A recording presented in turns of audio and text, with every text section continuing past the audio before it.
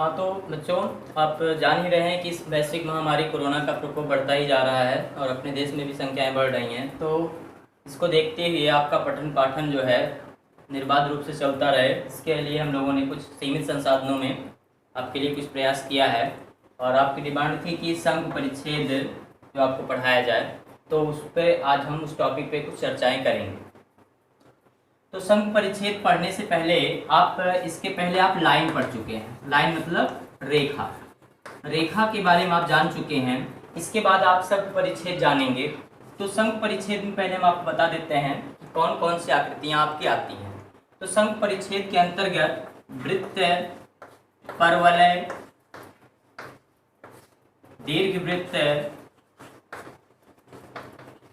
और अतिपरवलय, ये कुछ वक्र हैं जो आपके 2D में है। किसमें है? 2D मतलब आप जानते हैं 2 डायमेंशनल में। इनका अध्ययन हम मौके पर करेंगे। वृत्त, परवलय, दीर्घवृत्त और अतिपरवलय ये संघ परिच्छेद के अंतर्गत आते हैं। वृत्त, परवलय और दीर्घवृत्त और अतिपरवलय ये संघ परिच्छेद इन्हें क्यों कहा जाता है, पहले इस पर चर्चा कर लेते हैं। संघ परिच्छेद इन्हें क्यों कहा जाता है, तो इसको जानने के लिए आपको एक द्विसंध को जानना होगा। द्विसंध किसे कहते हैं? आप जान ही रहे हैं कि अगर द्विसंध कैसे बनता है। अगर ये आपकी कोई रेखा हो और ये आपकी एक अदर रेखा हो जो इसको काट रही हो कुछ कोण पे, स्थिर कोण पे, और इस रेखा L के सापेक्ष अगर हम यम को घुमा देते हैं तो जो आकृति बनती है उसी को हम क्या कहते हैं? द्विशंकु कहते हैं। और इस द्विशंकु को अगर हम किसी समतल द्वारा काट दें, किसी समतल द्वारा, मान लीजिए ये आपका समतल है, इसके द्वारा हम काट देते हैं तो अलग इसका जो कटा हुआ पोर्शन होता है, जो सेक्शन होता है, वो आपको कुछ इस तरह कभी दिखेगा, या यहाँ से काटने पर आपको कभी कभी कुछ इस तरह दिखेगा। तो ये जो सेक्शंस बनेंगे, कटे हुए भाग बनेंगे। सेक्शन मतलब आप जानते हैं जैसे तरबूज जब काटा जाता है तो उसके ऊपरी भाग जो होता है उसी को हम क्या कहते हैं? सेक्शन कहते हैं। तो इस तरह आप देख सकते हैं। तो इसी वजह से इन आकृतियों को हम संघ परिच्छेद कहते हैं। ठीक, तो आशा आपको क्लियर हो गया होगा संघ परिच्छेद क्यों कहते हैं और किसे कहते हैं, और ये किन किन चीज़ों पर निर्भर करती है, इसको भी जान सकते हैं आप। ये एंगल जो होता है, अगर इसको हम बीटा मान लें तो इस बीटा पर ही डिपेंड करता है कि आकृति वृत्त होगी, परवलय होगी, दीर्घवृत्त होगी कि अतिपरवलय होगी। जैसे अगर ये एंगल बीटा इक्वल टू कितना हो आपका 90 डिग्री हो तो ये आपका क्या बनेगा? वृत्त बनेगा। तो स्पेशली आज हम वृत्त पे ही चर्चा करेंगे और कुछ क्वेश्चंस के माध्यम से जानेंगे। तो चलिए सीखते हैं वृत्त क्या होता है और कैसे बनता है और इसका इक्वेशन क्या होता है, ये सब सारी चीजें। तो आप इसमें पढ़ेंगे सर्कल यानी वृत्त। तो वृत्त की परिभाषा हमें बताने की जरूरत नहीं है, शायद आप जानते भी होंगे। चलिए रिपीट कर देते हैं। वृत्त किसे कहते हैं? वृत्त की परिभाषा हम 2 आधार पे देते हैं। एक तो आपका बिंदुपथ के आधार पे और एक आपका समुच्चय के आधार पे। ठीक, तो समुच्चय का मतलब कि वृत्त उन सभी बिंदुओं का समुच्चय होता है जो एक निश्चित बिंदु से समान दूरी पर स्थित हों। तो इस आधार पे हम वृत्त की परिभाषा दे सकते हैं। कोई पूछे वृत्त किसे कहते हैं तो आप क्या बताएंगे? वृत्त उन असंख्य बिंदुओं का समुच्चय होता है जो किसी निश्चित बिंदु से समान दूरी पर स्थित होते हैं। जो निश्चित दूरी होती है उसको हम त्रिज्या कहते हैं। ठीक, ये तो एक बात हो गई। दूसरी बात, बिंदुपथ क्या होता है? बिंदुपथ के आधार पे यदि कोई चर बिंदु इस प्रकार गति करता है कि उसकी एक निश्चित बिंदु से दूरी हमेशा अचर बनी रहती है, तो इस चर बिंदु के बिंदुपथ को ही हम वृत्त कहते हैं। तो इस तरह हम वृत्त को 2 तरह से परिभाषित कर सकते हैं, एक समुच्चय के आधार पे और एक किसके आधार पे? बिंदुपथ के आधार पे। बिंदुपथ के आधार पे, तो बिंदुपथ के आधार पर ही हम इसका इक्वेशन निकालेंगे, यानी इसका समीकरण हम प्राप्त करेंगे वृत्त का। मान लीजिए ये कोई वृत्त है जिसका केंद्र आपको दिया गया है HK है, और यहाँ ये आपका चर बिंदु P है जिसका निर्देशांक एक्स वाई मान लेते हैं और इसके बीच की दूरी आर है। तो अगर आपसे कह दिया जाए कि इस वृत्त का समीकरण निकालिए, तो वृत्त का समीकरण निकालने का मतलब यही बिंदुपथ ज्ञात करना है, और बिंदुपथ निकालने का मतलब होता है कि दी गई शर्तों का इस चर बिंदु से क्या संबंध है, उसी संबंध को स्थापित करना। तो अगर हम देखें तो ये O और ये P और R में रिलेशन क्या है, तो आप कह सकते हैं कि O और P के बीच की दूरी किसके बराबर है, R के बराबर है। यानी OP इक्वल टू हम लिख सकते हैं R, और O और P के बीच की दूरी का फार्मूला जो आप कक्षा 9 में पढ़े थे कि D इक्वल टू होता है √x1 माइनस x2 का whole square plus y1 minus y2 का होल स्क्वायर। इसमें अगर हम पुट कर दें, इसके अकॉर्डिंग आपको OP की वैल्यू मिलेगी x माइनस एच का whole square plus y minus k का whole square this equal to r। Root हटाने के लिए आप स्क्वायरिंग कर देते हैं तो आपको इक्वेशन मिल जाएगा x माइनस एच का whole square plus y minus k का whole square equal to are square. यही आपका वृत्त का समीकरण है। तो इस तरह हम कोई भी केंद्र दिया गया हो, यहाँ एच के क्या था आपका केंद्र था, अगर केंद्र ज्ञात हो तो वृत्त का समीकरण अगर आपसे पूछा जाए तो इस फार्मूले में रख करके आप निकाल सकते हैं। इस फार्मूले को नोट कर लें, x माइनस एच का whole square plus y minus k का whole square equal to are square. ये आपका वृत्त का समीकरण है। अब चलिए इस पे कुछ सवाल लेते हैं आपको आपकी एक्सरसाइज के।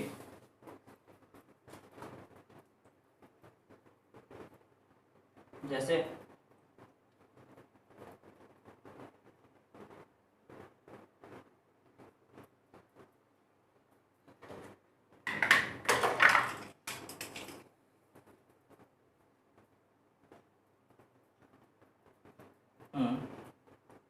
आपका केंद्र दिया गया है, केंद्र गिवन है 2,3 और त्रिज्या दी गई है आपको 5 और वृत्त का समीकरण पूछ रहा है। ये तो बहुत ही आसान है, इसमें कुछ बताना ही नहीं है। 3 ये आपका हो जाएगा x माइनस 2 का whole square plus y minus 2 का whole square equal to are square. R मतलब 5 का स्क्वायर। इसको सॉल्व कर लेंगे तो आपका इक्वेशन 2,3 हो या 2,2 हो, चाहे जो ले सकते हैं आप। ठीक, इसमें आप रख करके फार्मूला निकाल सकते हैं। ये बात हो गई कि अगर हमको क्या दिया गया हो और क्या याद करना हो, यानी अगर हमको केंद्र और त्रिज्या पता हो, केंद्र और त्रिज्या पता हो और हमको निकालना हो वृत्त का समीकरण, वृत्त का समीकरण, तो हम आसानी से ज्ञात कर सकते हैं। अब इसी का रिवर्स रूप देखते हैं कि अगर वृत्त का समीकरण दे दिया जाए और केंद्र और त्रिज्या पूछ ली जाए तो इसके कैसे निकालते हैं। कोई भी इक्वेशन वृत्त का ले लेते हैं। चलिए अभी जो हमने इक्वेशन बनाया था उसी को लेते हैं, x माइनस एच का whole square y minus k का whole square equal to are square.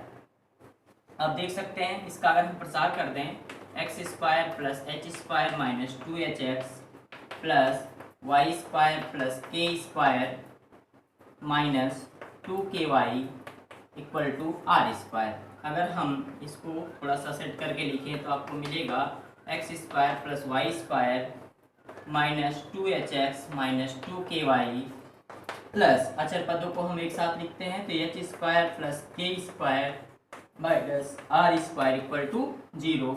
ये वृत्त का मानक समीकरण कहा जाता है और इसको देख करके आप इसकी कुछ क्वालिटी का पता लगा सकते हैं कि अगर कोई समीकरण दिया हो तो कैसे हम जानेंगे कि वृत्त का समीकरण है या वृत्त का समीकरण नहीं है।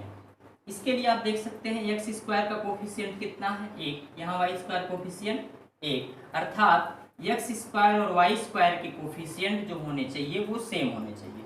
जरूरी नहीं 1-1 हो, 2-2 भी हो सकता है, 3-3 भी हो सकता है, लेकिन सेम रहना चाहिए।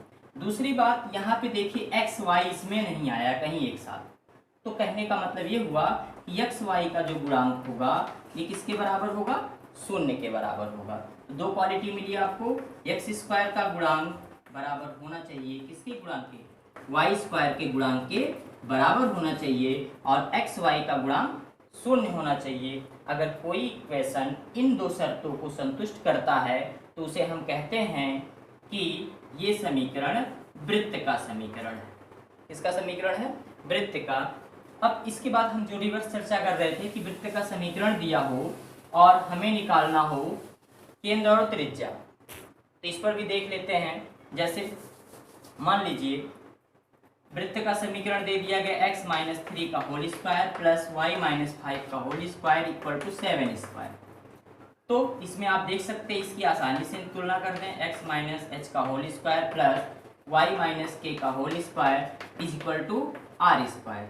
इससे अगर तुलना करें तो आपको h और k की वैल्यू मिल रही है, ध्यान से देख सकते हैं आप, कितना हो जाएगा आपका 3 और 5, और त्रिज्या आपको मिल रही है कितनी 7। तो इस तरह हम क्या निकाल सकते हैं, इसका केंद्र और त्रिज्या दोनों ज्ञात कर सकते हैं। लेकिन अगर यहीं पे आपका प्लस कर देता है तब क्या करेंगे, तब इसकी तुलना हम इससे करते हैं तो माइनस एच इक्वल टू अगर हम +3 रखेंगे तो एच की वैल्यू कितनी आएगी आपकी -3 आएगी। तो यहाँ पे आपका साइन चेंज हो जाएगा। तो इस तरह आप जान सकते हैं चाहे प्लस हो या माइनस हो, उसकी तुलना करके आप साइन चेंज करके केंद्र और त्रिज्या दोनों को निकाल सकते हैं। क्या दिया होने पर, वृत्त का समीकरण। लेकिन जरूरी नहीं है कि हर परिस्थिति में समीकरण इसी रूप में दिया गया हो। अगर इस रूप में नहीं है तब वहाँ उस कंडीशन में हम कैसे निकालेंगे, इसको देखते हैं थोड़ा सा। जैसे मान लीजिए वृत्त का समीकरण दे दिया x square plus 2x plus 3 plus Y square plus 4x plus 7 equal to 0। ठीक, अब इसमें आपसे पूछ लिया इसका केंद्र और त्रिज्या ज्ञात कीजिए। तो आपको अभी भी बताया गया हम केंद्र और त्रिज्या तभी निकाल सकते हैं जब वृत्त का समीकरण इस रूप में हो, x माइनस एच का whole square y minus k का whole square is equal to are square. इस फॉर्म में अगर होगा तभी हम वृत्त का समीकरण दिया होने पर केंद्र और त्रिज्या निकाल सकते हैं। तो पहला काम क्या है हमारा कि इस रूप को इस रूप में कन्वर्ट करना। इन दोनों में डिफरेंस आपको क्या दिख रहा है, डिफरेंस ये दिख रहा है कि यहाँ पे 2x है और इसमें x वाले कोफिशिएंट का स्क्वायर है, y वाली चीज़ों का स्क्वायर है। यही काम हम इसमें भी करेंगे। जितने भी x वाली चीज़ें होंगी उनको हम पूर्ण वर्ग बनाएंगे और y की चीज़ों को भी हम, यहाँ पे मान लीजिए आपका y रहेगा, y की चीज़ों को हम पूर्ण वर्ग बनाएंगे। अब जैसे देखिए x स्क्वायर प्लस 2x, आपको पता होगा कि a प्लस बी का होल स्क्वायर या a माइनस बी का होल स्क्वायर क्या होता है।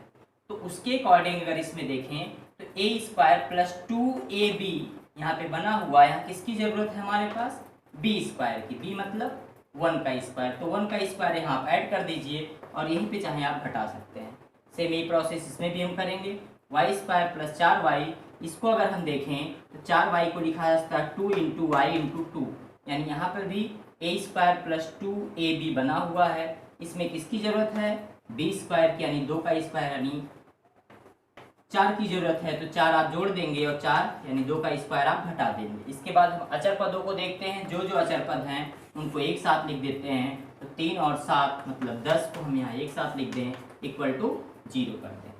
तो यहाँ से यहाँ तक का आपका फार्मूला बन गया x प्लस 1 का होल स्क्वायर प्लस यहाँ से यहाँ तक का आपका फार्मूला बन गया y प्लस 2 का होल स्क्वायर, और बाकी जो अचर पद बचे हुए हैं उसको जोड़ लेते हैं। ये देखिए आपका -4 प्लस 10 और -1, -4 -1 -5 प्लस 10 मतलब आपका आ गया +5 इक्वल टू 0। अब अगर इसको हम तुलना उधर कर देते हैं x प्लस 1 का whole square plus y plus 2 का होल स्क्वायर इक्वल टू -5, और इसकी तुलना x माइनस एच का whole square plus y minus k का whole square equal to are square से करते हैं। तो h की वैल्यू तो आपको मिल जाएगी, h की वैल्यू कितनी मिलेगी, h की वैल्यू आपको मिल जाएगी -1 और k की वैल्यू मिल जाएगी आपको -2, और r स्क्वायर की वैल्यू आपको -5 मिल रही है। इसका मतलब r की वैल्यू √-5 मिलेगी। यहाँ पे कुछ वैल्यू हमने अपने मन से ली थी, इसलिए यहाँ पे ये आपकी त्रिज्या काल्पनिक आ रही है। जब आप सही वैल्यू लेंगे तो त्रिज्या आपकी वास्तविक आ सकती है, लेकिन प्रोसेस आपका यही है। तो इस तरह आपने 2 क्वेश्चन देखा कि केंद्र और त्रिज्या दिया होने पर हम वृत्त का समीकरण कैसे निकालते हैं, और वृत्त का समीकरण दिया होने पर केंद्र और त्रिज्या कैसे निकालते हैं। वृत्त की हमने आपको परिभाषा बताई, वृत्त की परिभाषाएं क्या होती हैं। अब इसमें जो भी क्वेश्चंस आपके बचेंगे इसको देख लिया जाएगा, आप उसको कमेंट कर दीजिएगा, उसको हम रिपीट कर देंगे। धन्यवाद।